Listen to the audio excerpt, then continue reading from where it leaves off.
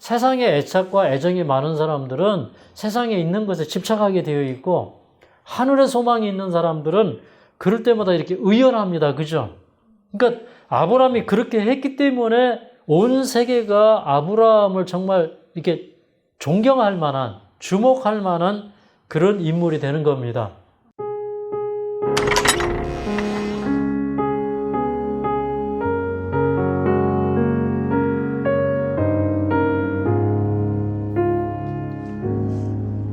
사랑하는 여러분, 안녕하십니까? 오늘 또 우리 하나님의 말씀이 우리에게 큰 감동과 각인이 되어서 우리 생애를 변화시키고 또 우리 생애에 큰 힘이 되시기를 간절히 바랍니다.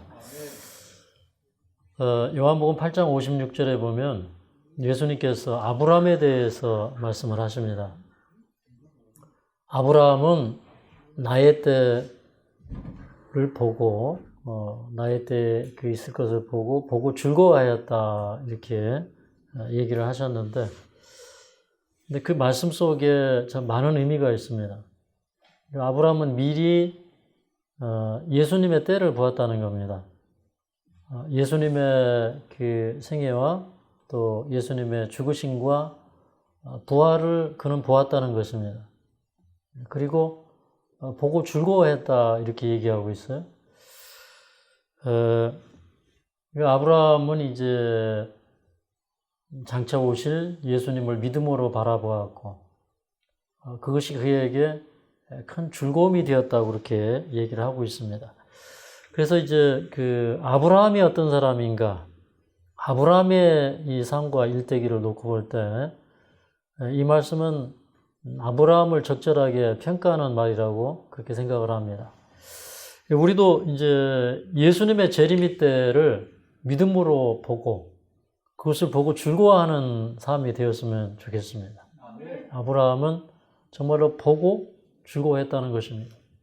그는 이제 아마도 그의 그 생애를 인도하신 하나님의 섭리를 통해서 또 자기 아들 이삭을 모리아 산에서 번제단에 드리는 그런 걸 통해서 참 그 하나님의 깊은 뜻과 그를 구원하기 위해서 또 세상을 구원하기 위해서 펼치시는 그 구속의 사역을 깊이 이해했다고 하는 것입니다.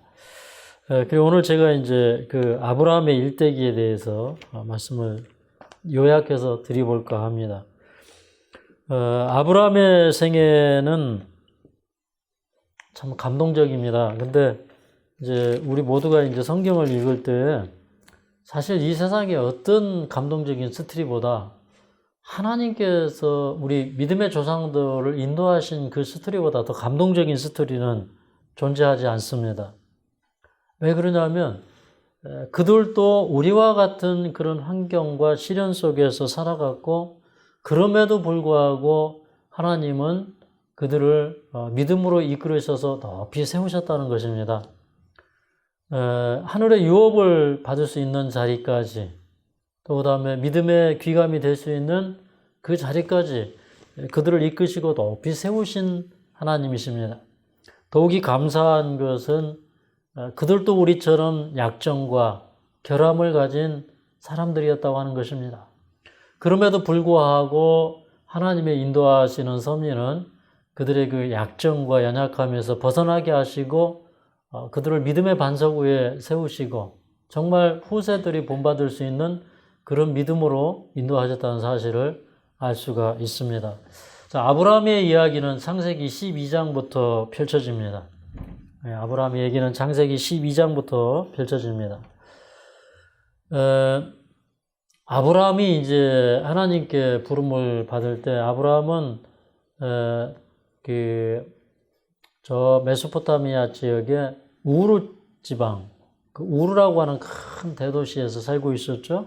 그런데 하나님께서 갑자기 나타나셔서 아브라함에게 너는 본토 친척 아비 집을 떠나 내가 내게 지시할 땅으로 가라. 내가 너를 큰 민족을 이루고 또 큰 복을 주고 복의 근원이 되게 하시겠다고 말씀을 하십니다.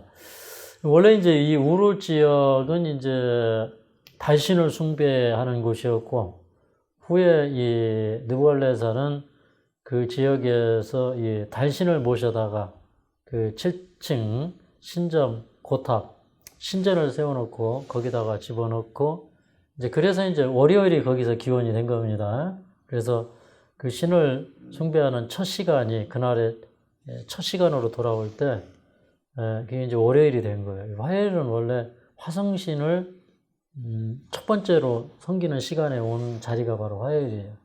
다 이제 월화수목금토일이 바벨론에서부터 다 유래가 된 겁니다.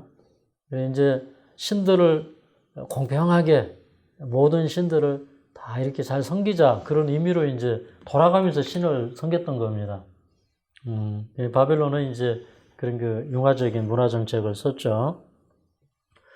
근데 이 아브라함에게 하나님께서 말씀하실 때 내가 내게 지시할 땅으로 가라 이렇게 얘기하십니다. 여러분 인생길은 알고 가는 게 나을까요? 모르고 가는 게 나을까요? 알고 가는 게 나을 것 같습니까? 근데 하나님께서는 모르고 가게 하셨어요. 내가 내게 지시할 땅으로 가라. 우리가 내일 무슨 일을 당하게 될지 또 근데 알고 나면 참 시시할 것 같아요. 내 인생 이거밖에 안 돼. 참 시시할 것 같아요. 그죠? 근데 이거 알고 간다고 하는 것은 어떤 의미에서는 인생길이 정해졌다는 의미이기도 하거든요. 근데 사실은 이제 매일의 삶이 우리가 선택하고 우리가 조정해 가면서 가는 삶이기도 합니다.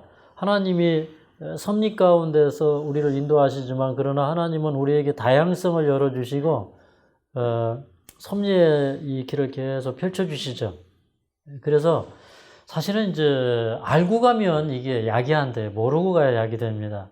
아브라함은 자기 앞에 닥칠 일들을 몰랐어요. 그런데 그런 이제 새로운 그 모험이죠. 날마다 인생은 모험이죠. 왜 그러냐면 어제 살아와 보지 않은 길을 오늘 걷고 있습니다. 맞습니까? 내일은 또 오늘 걸어보지 않은 길을 내일 또 걷게 될 거예요. 그러니까 인생은 늘 모험입니다.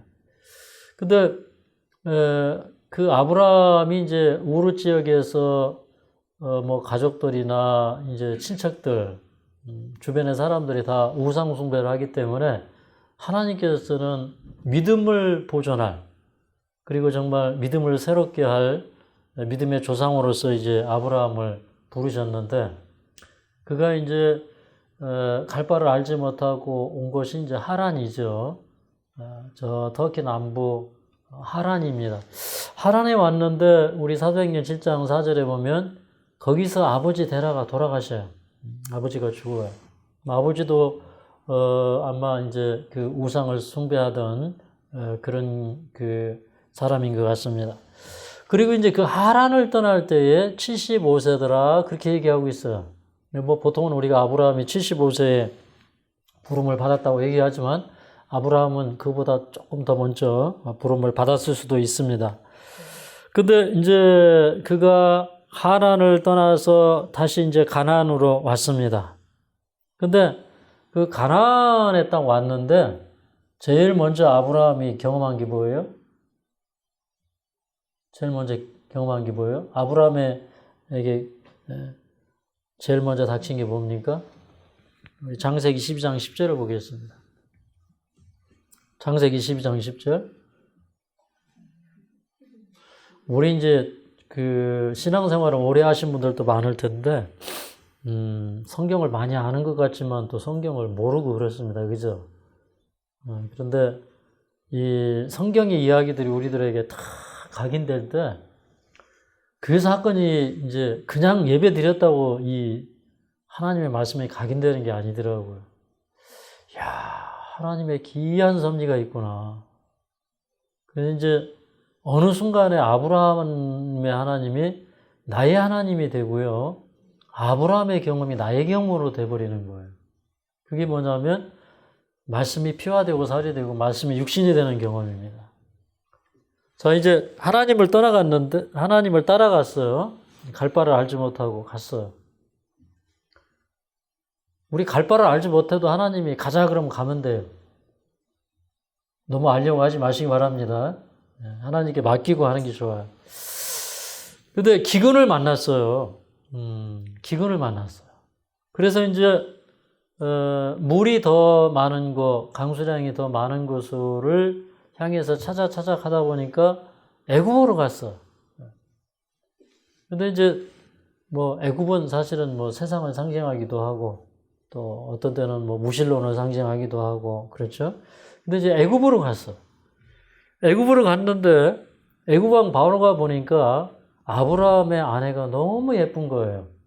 심히 아름다운 거예요. 근데 이제 그 아브라함이 자기 아내가 너무 예뻐서 이제 좀 이렇게 이 피부가 거무잡잡한 사람들이 이제 이 참 피부가 아름다운 이 사라를 보면 아브라함을 죽이고 데려갈까 봐 그래서 아내라고 하지 말고 누구라고 하라고 이렇게 짰습니까? 누이 여동생이라고 이제 그래서 짰어요. 짰는데 그래서 이제 그냥 데려갈 수가 없으니까 뭐 많은 육축대도 주고 노비도 주고 해서 이제 데려다가 딱 동침을 하려고 하니까 하나님께서 바로의 집에 재앙을 내리셔서 하나님께서 이 바로가 그 아브라함의 아내를 취하지 못하도록 그렇게 합니다. 근데 이제 이런 걸 보면 아브라함이 잘한 것 같아요? 실수한 것 같아요? 우리는 이제 성경을 바르게 읽어야 됩니다. 아브라함이 잘해서 이런 걸 기록한 게 아니라 그냥 그 아브라함이 이런 약점이 있었고 아브라함도 사실은 우리와 성정이 같은 사람이었다 이 말입니다. 그럼에도 불구하고 하나님께서는 그런 경험 속에서 아브라함을 믿음의 길로 이끄셨다고 하는 것입니다. 그러니까 사람은 거짓말하면 안 되고 당당해야 되고 어떤 위기가 닥쳐와도 그 위기 속에서 자기 품성을 드러내야 돼요. 정직한 품성이 위기 가운데 드러나야 되는데 그냥 이 위기 가운데서 아브라함은 자기 모습을 보게 됩니다. 그래서 어떻게 보면 위기는 자기 거울인지 모르겠어요. 맞습니까? 네, 어떤 위기가 올 때 평상시에 믿으면 좋은 것 같은데 여러분이 아프니까 어떻게 믿음이 떨어진 것 같아요? 올라간 것 같아요? 올라갑니까? 네, 떨어졌다 올라가는 거 아니에요? 어쨌든 이제 이런 우리의 시련이 우리의 믿음을 이제 더 성장시켜야 됩니다. 그리고 이제 그런 위기를 피해서 그가 다시 그 가나안 땅으로 돌아와서 베델과 아이 사이에 장막을 쳤다고 얘기를 합니다. 근데 이 창세기 13장에 보면 이게 바로가 준 이런 가축대나 이런 것들이 미천이 되었는지 이 아브라함이 또 롯이 이렇게 같이 번창을 하는데 둘이 같이 살다 보니까 문제가 생겼어요. 목초지가 부족하니까 이렇게 종들이 싸우고 서로 이제 이 알력이 생기고 이렇게 하다 보니까 이제 이 잘못하면 이게 조카인 이 롯과 아브라함이 이게 다투게 생겼어요. 사이가 벌어지게 생겼어요. 그때 그 아브라함의 참 진면목이 또 드러나요. 근데 또 이런 위기가 왔을 때 아브라함이 참 이렇게 덕스럽게 대처합니다. 야, 너하고 나하고는 이렇게 참 이 친척이 아니냐. 그러니까 우리 서로 다투지 말자. 내가 우하면 나는 자하고 내가 자하면 그 다음에 뭐죠? 하여튼 우하리라 이렇게 하면서 이제 서로 다투지 말자. 이렇게 이제 그러면서 이제 그 롯에게 먼저 선택권을 주었어요. 그 롯이 이렇게 저 동쪽 그 요단들 이런 그 소알 이런 지역을 쭉 쳐다보니까 그쪽으로는 아주 평지이고 목초지가 좋고 물이 풍부한 것입니다. 그래서 롯은 이제 동쪽으로 저쪽 이제 소알 또 저쪽 이제 여리고 이제 이런 곳이 보이는 이제 그런 쪽에 가고 그 요단 쪽으로 가고 그 다음에 이제 14절에 보면 이제 하나님께서 그 아브라함이 떠난 다음에 말씀하시면 야 아브라함아 네 눈을 들어서 너 있는 곳에서 동서남북을 바라보라. 보이는 땅을 다 내게 주리라. 내 자손이 땅에 티끌같게 많게 되리라고 말씀하십니다. 그러면서 종횡으로 행하여 보라 이렇게 얘기합니다. 근데 결국 이제 롯이 자기가 다 좋은 곳을 찾아서 이렇게 좋은 땅을 찾아서 가고 아브라함은 양보했는데 그게 참 그 하나님의 마음을 흡족하게 한 것 같아요. 그러니까 사람이 그 무력이라는 게 사람이 뿌리치기 힘든 죄 가운데 하나예요. 맞습니까? 예, 탐심, 무력 이런 게 참 견디기가 힘들어요. 근데 하나님께서 보이는 땅을 정말 아브라함에게 주셨어요. 저도 이제 평창에 이렇게 들어왔을 때, 저는 원래 이제 증조 할아버지 때는 저 예산 어디 일대를 가보니까 거기 이제 우리 조상들이 살던 곳인데, 우리 원래 그 조상들이 거기서 5천석을 했다고 그러네요. 5천석. 만석은 못했대요. 5천석 했대, 1년이면. 굉장한 부자로 살았는데, 근데 이제 할아버지 때까지만 해도 그리 산 것 같은데, 아버지 때는 어떻게 또 아버지가 또 형제가 없으셔요. 그리고 이제 할아버지 돌아가신 다음에 남의 집에서 이렇게 얹혀 살고, 이렇게 고아처럼 그렇게 사시다가, 그러다가 이제 하여튼 할머니가 또 재혼을 하시고 또 재혼한 분도 어떻게 또 돌아가시고 이제 이러면서 그 아버지 때 굉장히 어렵게 살았어요. 근데 이제 아버지가 사업도 한때는 하시고 좀 번창한 것 같더니 어느 날 쫄딱 망했습니다. 그래서 저는 이 조상으로부터 물려받을 수 있는 땅이 한 평도 없는 사람이에요. 근데 정말 집도 가난하고 모든 게 가난했는데 그런 상태에서 제가 이 평창을 오게 되었습니다. 근데 그 하나님께서 이 골짜기에 한 몇만 평의 땅을 주시는데, 그때 아브라함 생각이 났습니다. 야, 내 보이는 땅을 다 너한테 줄게. 제가 처음에 이제 이 골짜기에 와가지고 여기를 쫙 내려다보면서, 하나님이 여기로 주시려고 나를 부르셨구나. 그런 그 확신이 쫙 와서 제가 내 땅도 아니지만 감사하고 갔습니다. 여기가 요양원짜리구나. 근데 정말 주인이 찾아와서 사라고 해서 샀거든요. 근데 저는 이제 사실 여기 들어올 때 하나님 사업에 전적으로 헌신하려고 세상의 모든 걸 다 포기했어요. 제가 이제 이 세상에서 필요한 것들을 구하지 않고 오직 하나님의 뜻을 찾아서 돈 버는 것도 포기하고 옛날에 사업하던 거 이런 거 다 아예 적고 생각도 안 하고 오직 복음만 전하겠다. 이제 그런 일념으로 여기 이제 왔거든요. 근데 어쨌든 그 아브라함에게 참 아브라함이 조카 롯에게 그렇게 너그럽게 할 수 있었다는 건 참 대단합니다. 그리고 이제 아브라함은 오히려 더 산지로 옮겨요. 그래서 그 유대 산중이라고 봐야 될까요? 이제 헤브론 쪽으로 옮기는데 그 헤브론은 조금 그때만 해도 이제 어떻게 보면 산지라고 볼 수가 있죠.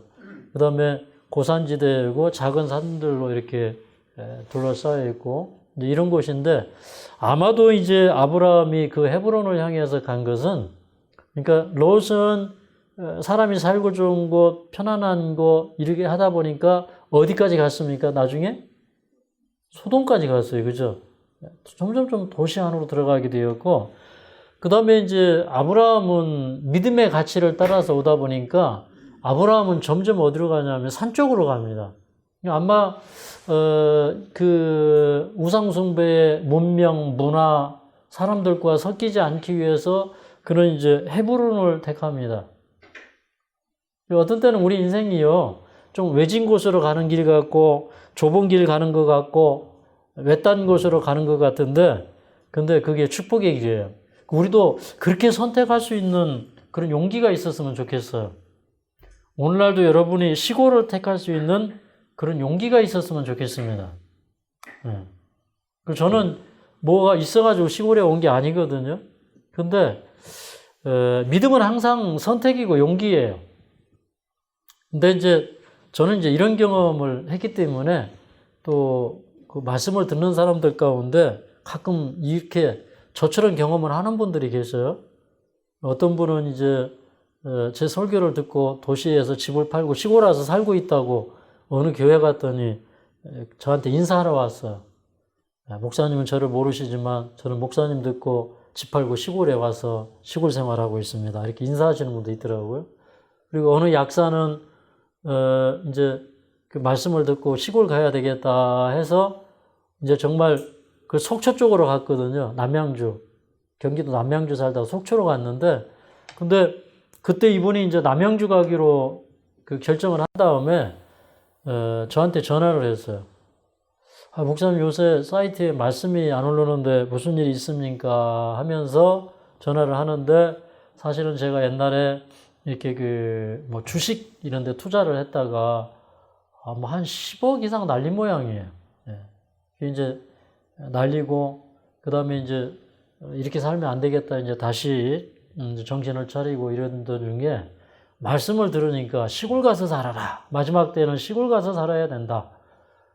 이제 이 질병이 돌고 또 이 도시의 그런 죄악적인 환경, 그 다음에 이제 뭐 앞으로 지진도 올 수 있고 어떤 식량의 문제도 올 수 있고, 사실은 그 이면에는 시골 생활을 하라는 건 뭐냐면 우리 눈에 이렇게 이 사람은 이게 보고 듣고 이런 것들이 우리 품성을 형성하기 때문에 시골 가서 우리 그 영성을 더 새롭게 하면서 우리 품성 준비하면서 살으라 이 말입니다. 그게 장차는 우리 자녀들의 교육에도 좋기 때문에 이제 그렇게 살으라는 거예요. 근데 이제 이런 얘기를 들은 다음에 이분이 시골 간다고 했어요. 그런데 자기 집이 팔려야 갈 수 있다고 합니다. 그래서 제가 이렇게 얘기했습니다. 그럼 기도 같이 하자고. 정말 기도 같이 했어요. 이틀 만에 전화가 왔어. 아파트 팔렸습니다. 자기네 집이 그렇게 이렇게 쉽게 팔리는 데가 아니래요. 근데 이틀 만에 팔렸어. 그래가지고 이사 갔거든요. 거기서 지금도 잘 살고 계셔요. 제가 중국에서 선교할 때 한국 오면 꼭 거기 와달라고 그래서 갔더니 별 5개짜리 호텔을 얻어가지고 그게 제가 그때 거기 호텔에서 하루 저녁 자고 그 다음에 거기서 식사도 하고 이렇게 이제 좀 쉬었다 온 적이 있는데, 어쨌든 뭐 우리 믿음의 선택은 항상 모험이지만 그 모험 가운데 축복이 있다고 하는 것입니다. 그 다음에 창세기 14장에 보면은 이제 아브라함의 생애 가운데서 참 정말 아브라함의 생애 가운데 아주 대사건이 일어나죠. 이제 큰 어떻게 보면 세계적인 제1차 대전이라고 볼 수가 있어요. 성경에 나오는 세계 1차 대전이에요. 이 가나안 지역의 이제 왕들이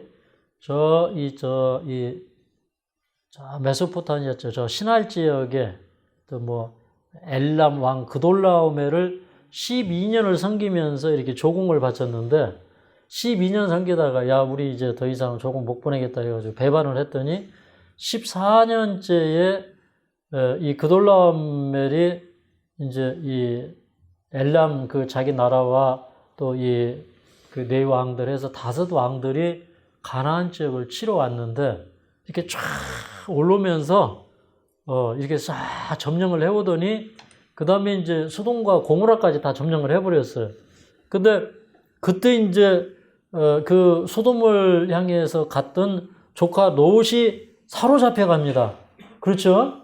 그래서 이제 그 자기 집에 이제 그 데리고 있던 그 뭐 종들 뭐 한 그 뭐 300 몇 명 되죠. 그 다음에 이제 그 아모리족 속의 마므레, 에스골, 아넬 이런 그 동맹왕 왕들 그 연합군대하고 자기 집에 이 318명 정도를 이끌고 아브라함이 가가지고 아주 크게 대승을 하고 돌아옵니다. 이거는 아주 정말 큰 사건이었어요. 그러니까 어떻게 이런 일이 있을 수 있을까? 아브라함의 생애에 참 하나님의 섭리가 놀랍습니다. 그러니까 여기 보면 이제 9 왕들이 등장하는데 그 군대가 참 어마어마했을 것 같아요. 근데 이 싸움에서 누가 이긴 거예요? 저쪽에 그 엘라만 그돌라움과 라오멜과 연합한 사람들이 이긴 거예요. 근데 이 사람들이 이렇게 그 승리를 자축하고 이게 이 술에 취해 있을 때 그때 아브라함이 급습해가지고 그 사로잡혀 갔던 그 인민들, 그 다음에 자기 조카 롯을 구해가지고 돌아옵니다. 저는 이제 그 하나님의 계획 가운데는요, 아브라함을 갈대 우르에서 빼내실 때 그 아브라함을 이렇게 높이 드셔서 세계가 주목하게 하는 거예요. 근데 그 아브라함은 이제 열국이 주목하는 인물이 되어버렸어요. 왜 그러냐면 이 세계 대전에서 승자가 누가 되어버렸어요? 아브라함이 된 거예요. 참 하나님은 이런 섭리도 베푸실 수 있는 분이십니다. 근데 이제 그 아브라함이 그 사람들하고 그 다음에 전리품을 취하고 돌아올 때 마중 나온 사람이 있었죠. 그때 당시에 살렘 지역의 왕이었던 멜기세덱이 와서 이 아브라함을 축복합니다. 근데 그때 아브라함이 그 전리품의 10분의 1을 취해서 이제 그 멜기세덱에 드립니다. 근데 이제 그러고 나서 이제 그 소돔 왕이 하는 얘기가 사람들은 나한테 돌리고 이 전리품들은 당신 취하라. 그랬더니 아브라함이 뭐라고 얘기합니까? 당신이 아브라함으로 인해서 치부했다고 할까봐 나는 시로라기 하나라도 취하지 않겠다. 그리고 자기는 정말 이 시로라기 하나 취하지 않고 다 돌려보내요. 그러니까 이걸 보면은 참 그 아브라함은 어떤 품성을 가진 사람이에요? 적어도 아브라함은 뭐가 없는 것 같아요? 아브라함은 무력이 없어요. 어떻게 보면 이게 이기심이 없는 거예요. 탐심이 없는 겁니다. 그러면 이런 것들을 다 내려놓고 살 수 있다고 하는 거는 사실은 아브라함의 그 생각과 애정이 어디에 있다는 거예요? 하나님께 있다는 거예요. 그러니까 세상에 애착과 애정이 많은 사람들은 세상에 있는 것에 집착하게 되어 있고 하늘의 소망이 있는 사람들은 그럴 때마다 이렇게 의연합니다. 그죠?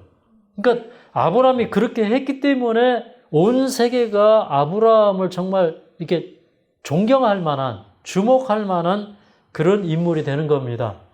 맞습니까? 참 하나님께서 이렇게 이때까지만 해도 아브라함이 아니라 이름이 뭐예요? 아브람. 그냥 고귀한 아버지예요. 근데 하나님의 계획은 뭐냐면 그 아브람을 아브라함으로 바꾸는 거예요. 우리도 좀 세계화 해야 될까요? 네? 네. 우리도 좀 세계화 해야죠. 그죠? 네. 세계화 시대에 사는데. 우리 믿음도 좀 이렇게 세계화 해야 됩니다.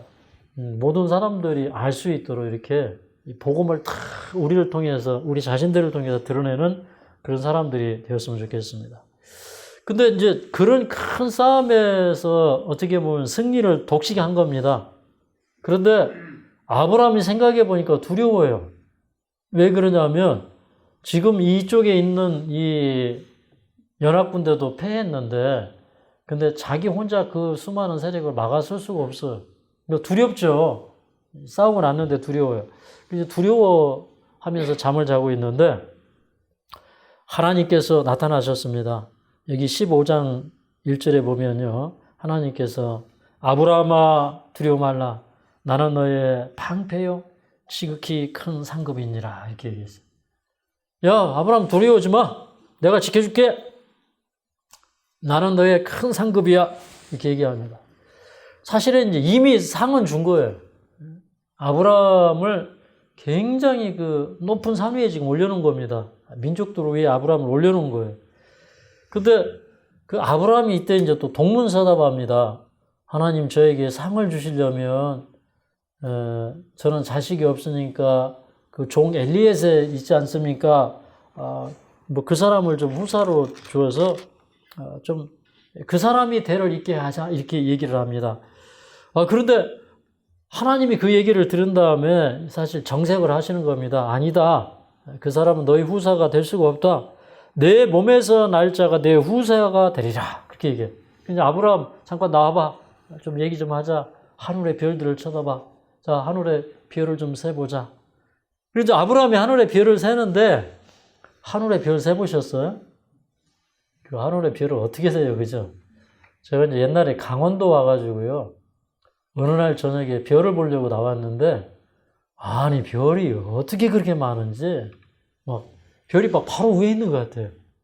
어떤 날 별이 잘 보이죠? 굉장히 맑은 날, 그죠? 그리고 아주 그 하늘이 청명한 날 별들이 잘 보이는데 정말 그렇더라고요.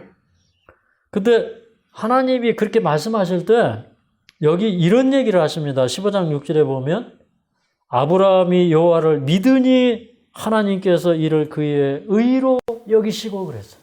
이게 보통 얘기가 아니에요. 믿음은 믿는 대로 되는 거예요.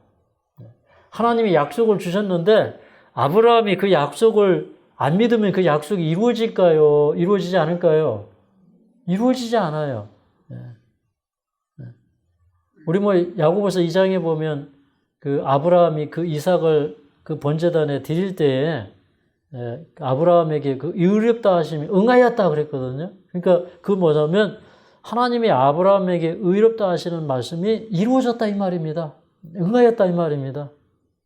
그러니까 아브라함의 방법대로 되는 게 아니라 하나님이 택하신 방법과 하나님의 방법을 믿는 것이 그게 의롭게 되는 방법입니다. 맞습니까? 근데 그 하나님의 약속에는요, 그 의를 이루는 능력이 있어요. 이게 참 중요한 겁니다.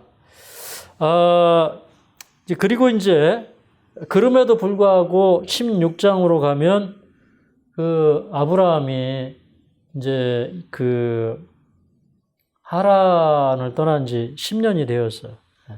하나님께서 그 아들을 주시겠다고 한 지가 10년이 지나갑니다.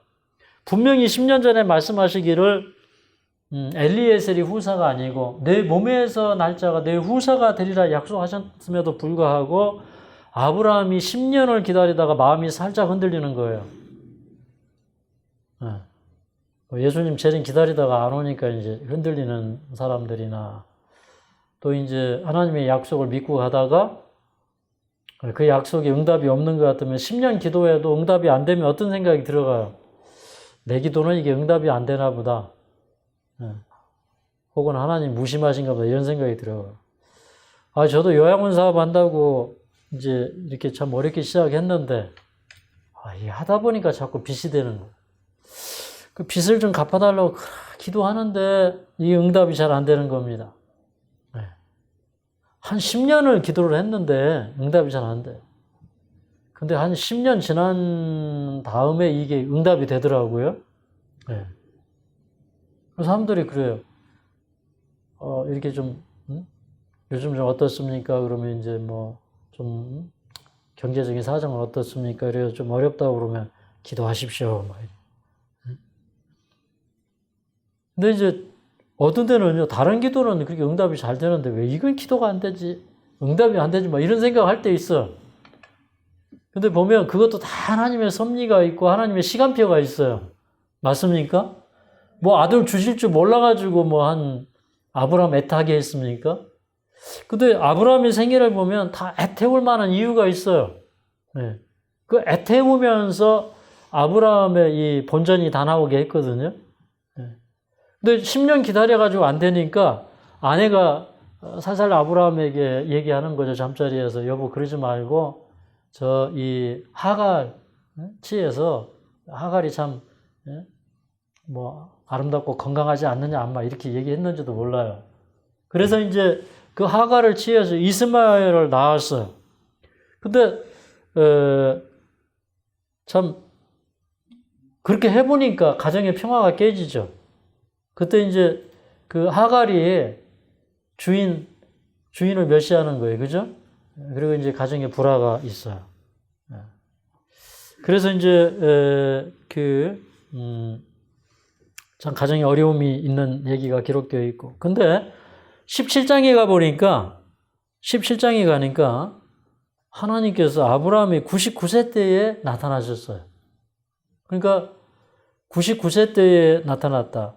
아브라함 이스마엘을 낳을 때 86세였는데 17장을 보니까 아브라함이 하나님을 몇 년 만에 지금 만나고 있냐면은 13년 만에 만나고 있어요. 근데 어떻게 보면 이제 이 아브라함에게 어찌 보면은 그냥 기록 없이 흘러간 13년의 세월이에요. 참 의미가 있다 이런 생각을 해봅니다. 어떻게 보면 뭐 잃어버린 30년이라는 노래도 있지만 여기는 아브라함이 잃어버린 13년 이야기가 기록이 된 겁니다. 근데 하나님이 아브라함에게 딱 나타나서 하시는 말씀이 뭐냐면 나는 전능한 하나님이라. 너는 내 앞에 행하여 완전하라. 이렇게 얘기합니다. 근데 여러분 이런 얘기 들을 때 이렇게 우리 심금을 팍 울려야 돼요. 하나님 뭐라고 하셨다고요? 나는 전능한 하나님이라. 그러니까 이제 이런 말씀이 들어있는 거죠. 아브라함아, 너는 정말 내 약속을 믿었으면 좋겠다. 너 뭐, 예? 아이 못 낳는다고 해서 나 전능한 하나님인 거 모르냐?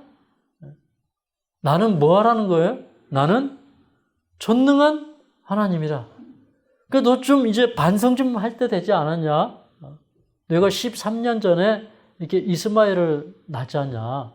근데 너는 내 앞에서 행하여 어떻게 하라는 거예요? 완전하라는 겁니다. 여러분 이런 얘기 들으면 막 알레르기 반응 옵니까? 그러면 이게 참 의미 있는 얘기다 이렇게 들리십니까? 예? 뭐 알레르기 반응하는 사람들 많아요. 어떻게 사람이 완전합니까? 근데 하나님의 약속을 믿고 그 약속을 이루실 거를 믿고 기다려야 돼요. 맞습니까? 네. 근데 하나님께서 야, 너 이제 아브라함이라고 하지 마. 그 이름 집어치우고 이제는 아브라함이라고 하자. 너를 열국의 아버지가 되게 하겠다. 그게 얘기해요. 정말 세계 이 대전에서 아브라함이 그 조카 롯을 구하고 탁 승자가 되어가지고 올 때 그는 정말 열국의 아버지의 이 기질과 자격이 드러났어요. 그렇죠? 근데 아직 아브라함에게 좀 하나님의 약속을 믿는 하나님의 능력을 신뢰하는 그게 부족한 거예요. 우리가 늦게 배우고 빨리 잃어버리는 사실이 하나 있다. 근데 그게 뭐냐? 하나님의 능력을 신뢰하는 믿음이라는 것입니다. 예. 우리 하나님의 약속을 좀 내 걸로 삼아야 됩니다. 하나님의 말씀을 좀 내 걸로 삼아야 돼요. 아브라함 이야기가 먼 나라 뭐 동화 이야기 이렇게 들리면 안 됩니다. 자, 그 다음에 하나님이 그 영원한 언약을 다시 반복해서 주십니다. 그뿐만 아니라 15절에 보면 그 아내의 이름을 사레라 하지 말고 사라라 하라. 그래서 그 사레의 이름도 이제 뭐라고 바꿔주냐면 이제 그 열국의 어머니라는 이름으로 바꿔줍니다. 그러니까 하나님은 적어도 이들을 부르셨을 때 열국의 본이 될 만한 믿음의 사람들로 이 사람들을 세우시기를 원하는 겁니다. 근데 아브라함이 또 동문서답합니다. 여기 17절에 보니까 아브라함이 엎드려 웃으며 심중에 이르되 100세 된 사람이 어찌 자식을 낳을까? 사라는 90세니 어찌 생산하리요? 이스마엘이나 하나님 앞에 살기를 원하나이다. 이렇게 얘기해. 아니 보니까 이 아브라함이 좀 준비된 것 같아요. 아직도 좀 안 된 것 같아요. 조금 전에 하나님이 뭐라고 했냐면 야 나는 전능한 하나님이야. 그러면 그 전능한 하나님을 신뢰하면 하나님 앞에서 완전하게 행하는 일이 이루어지는 거예요. 하나님이 약속하신 그대로 이루어지는 거예요. 맞습니까? 네. 전능한 하나님이 없으면 이거 다 안 되는 거예요. 그런데 약속을 주신 하나님이 그 약속을 이룰 것이기 때문에 그렇습니다. 근데 이제 참 그때 하나님께서 아브라함의 집사람 모든 남자에게 이렇게 양피를 베라, 할례를 행하라 이렇게 얘기합니다. 이제 할례를 행한다고 하는 것은 이제 아브라함에게도 그런 의미가 있죠. 자기 아내를 놔두고 또 다른 아내를 취하면 돼요, 안 돼요? 안 되죠, 그죠? 그 다음에 이제 그 아브라함의 후손들도 이방 사람하고 결혼하면 됩니까? 안 됩니까? 안 되죠. 근본하면 하나님께서 주신 그런 그 율법을, 말씀을 순종하겠다고 하는 서약입니다. 또 거룩한 삶을 살겠다고 하는 서약입니다. 근데, 그리고 나서 아브라함에게 믿음이 생겼을까요? 로마서 4장에 보면 그 아브라함이 100세가 되어서 자기 몸이 죽은 자와 방불함에도 불구하고 그 하나님의 약속을 믿었다 그랬어요. 맞죠? 네. 그래서 하나님께서 약속을 능히 이루실 줄을 믿어서 정말 아브라함이 자식을 100세에 낳았습니까? 낳아요. 참, 이 성경은 참 대단한 이야기들을 계속해서 이제 기록하고 있는데, 여기 이제 18장에 가보면, 근데 또 아브라함이 또 그럼에도 불구하고, 그러니까 하나님의 약속을 더디 믿죠. 더디 믿는 그런 성품을 가졌음에도 불구하고, 이 18장에 아브라함이 이제 아론은 자기 장막문 앞에 이렇게 앉아 있는데, 저쪽에 보니까 행위 셋이가 이렇게 앞으로 왔다가 뭐 좀 얘기를 하다가 어디로 가려고 하는 것 같으니까 아브라함이 당장 뛰어가서 그들에게 몸을 굽혀서 이렇게 인사를 하면서 3절에 보면 내 주여 내가 주께 은혜를 입어 싸우면 원컨대 종을 떠나 지나가지 마옵소서. 내가 좀 물을 좀 가져다가 당신들 발을 씻기게 하시고 그 다음에 내가 좀 떡을 좀 가져와서 당신들이 먹고 좀 마음이 쾌활하게 한 다음에 지나가십시오. 이렇게 얘기해요. 근데 저는 이제 이 아브라함의 모습을 보면서 저는 이제 아브라함의 발끝도 못 따라가겠다 막 이런 생각이 드는 거예요. 왜냐면 아브라함이 실수한 부분도 나오는데 그 조카 롯한테 그렇게 관대하게 하는 거, 그 많은 전리품을 자기 하나도 안 취하고 다 돌려주는 거, 그 다음에 그 손님이 지나가는데 안에 가서 막 이 족장이 그냥 몸을 굽혀서 인사를 하고 물 떠다 발 씻겨준다고 그러고 그 다음에 그늘 밑에 딱 모신 다음에 이제 아브라함이 막 급히 가서 자기 아내한테도 요리하라고 그러고 종들한테도 요리하고 막 달려다니고 막 이렇게 해가지고 눈썹이 휘날리게 음식을 만들어서 와가지고 다 그 사람들 옆에서 이렇게 딱 모셔서서 이렇게 지켜보는 이런 모습, 서빙하는 그 아브라함의 모습을 보면서, 이야, 아브라함 참 대단한 사람이다. 아브라함의 눈에는 이렇게 한 사람 한 사람이 귀했을까? 영혼 한 사람이 이렇게 귀했을까? 아무리 요약을 해도 이제 아브라함의 일대기를 다 요약을 하는 게 참 이제 무리인 것 같습니다. 근데 하나님께서 그때, 이제 또 한 번 이제 다른 사건에 대해서 얘기하는데, 지금 이 소돔의 이 굉장히 죄악에 관영하고 소돔의 죄악에 대한 이 부르짖음이 지금 하늘에 지금 올라오고 있다. 그래서 내가 지금 소돔의 이 죄악이 정말 그렇게 꽉 찼는지 내가 보러 왔다. 그러면서 하나님께서 소돔과 고모라를 멸망시키실 얘기를 아브라함에게 하십니다. 나의 하려는 일을 아브라함에게 숨기겠느냐 하면서 하나님께서 그 소돔성을 멸망시킬 계획을 얘기했을 때 아브라함이 세상을 공의로 심판하시는 이가 악인과 의인을 함께 멸망하시면 됩니까? 이렇게 얘기하면서 세상을 공의로 좀 심판하십시오 이러면서 의인 10명만 있으면 좀 어떻게 해보겠습니까? 그러니까 하나님께서 그래 내가 멸망시키지 않겠다 하다가 나중에 몇 명까지 갑니까? 50명까지 가요. 근데 참 여기도 이렇게 보면 참 하나님이 자기 하는 일을 아브라함에게 이렇게 통보해 주셨다는 거. 참 아브라함이 그렇게 부족한 사람임에도 불구하고 하나님은 아브라함에 대한 절대적인 신뢰를 갖고 있고 그 다음에 아브라함이 참 잘하는 거는요. 이렇게 이기심 없고 영혼을 사랑하는 그런 마음이 있어요. 맞죠? 그런 품성은 정말 탁월했습니다. 네. 그러다가 이제 우리 창세기 이제 22장에 보면 하나님께서 그 아브라함에게 그 아들 이삭을 그 독자, 그 아주 기뻐하는 자, 그 외아들, 그 독자를 모리아산에 가서 번제로 드리라고 얘기를 합니다. 그런데 참 아브라함이 이번에는 제대로 합니다. 정말 아침에 일찍 일어나서 종 둘을 데리고 그 다음에 이제 모리아 산으로 가죠. 모리아 산으로 가서 그 다음에 그 하나님의 뜻을 이삭에게 알리고 이삭의 아버지를 도와서 자기를 결박을 하고 그 다음에 번제단에 올려놓고 그 다음에 그 자기 자식을 칼로 내리칠 때 아브라함은 히브리서 11장에 보면 죽은 자 가운데서 능히 살리실 줄을 믿고 이삭을 하나님 앞에 드린 겁니다. 그걸 보면요, 이제 99세 때 하나님이 나타나서 뭐라고 하셨어요? 나는 전능한 하나님이라. 너는 내 앞에 행하여 완전하라 그랬는데 아브라함은 그때서야 자기가 비록 번제물을 자기 아들을 드린다 할지라도 그 전능하신 하나님이 그 아들을 돌려주실 줄로 믿은 겁니다. 그 아들을 통해서 하나님의 약속이 성취될 것을 믿은 겁니다. 맞습니까? 그래서 하나님께서 이제야 내가 나를 경외하는 줄 알았다. 이렇게 이제 말씀을 하시는 겁니다.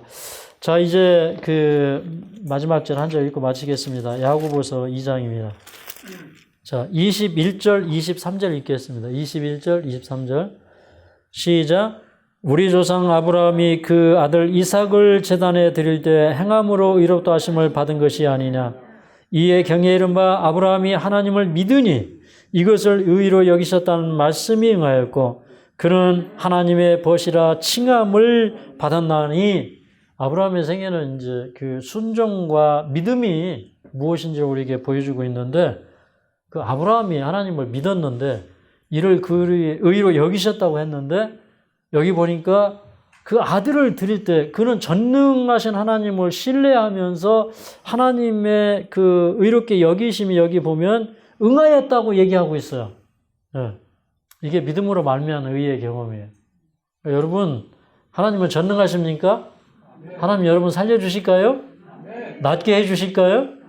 네, 이거 꼭 믿으시기 바랍니다. 네.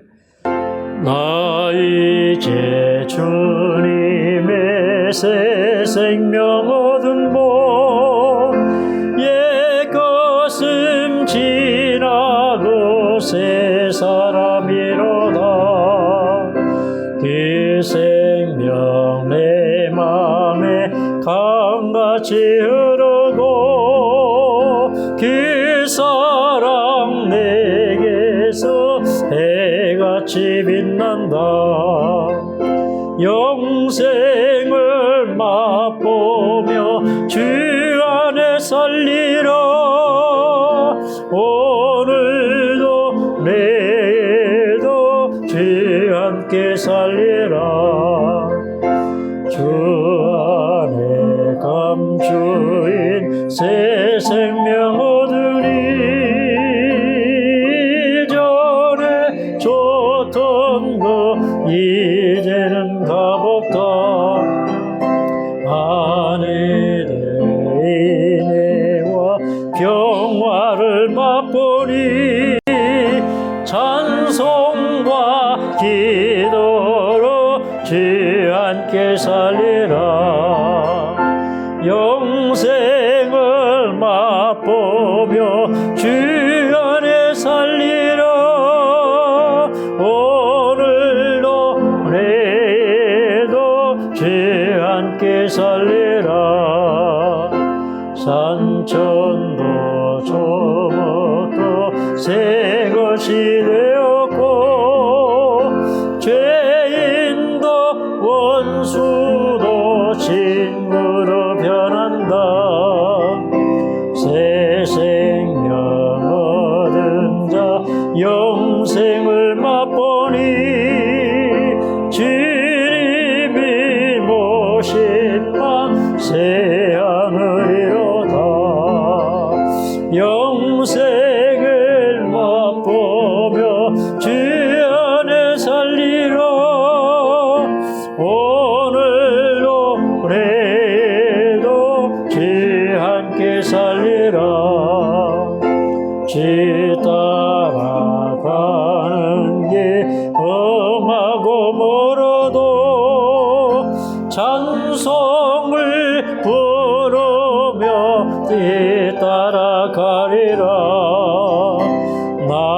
주를 모시고 영원히 살리라.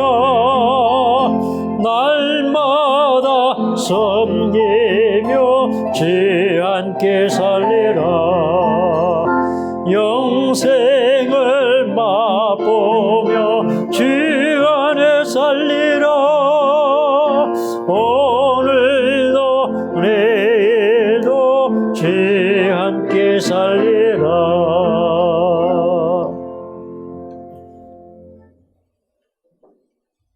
자비하신 아버지, 마른 나무에 물이 오르고 그 이파리가 새롭게 나는 것처럼 우리도 하나님의 말씀으로 말미암아 다시 살고 생기를 얻게 되기를 간절히 바랍니다. 아멘.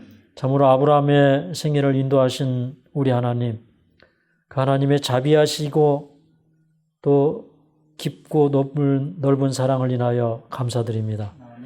그 똑같은 사랑을 우리에게도 쏟아 부어주시고 아브라함의 생애를 인도한 것과 똑같이 우리의 생애를 인도하시고 우리를 믿음의 반석 위에 세워두기를 원하시는 우리 하나님, 오늘도 그 아브라함의 하나님을 깊이 생각하기를 원합니다.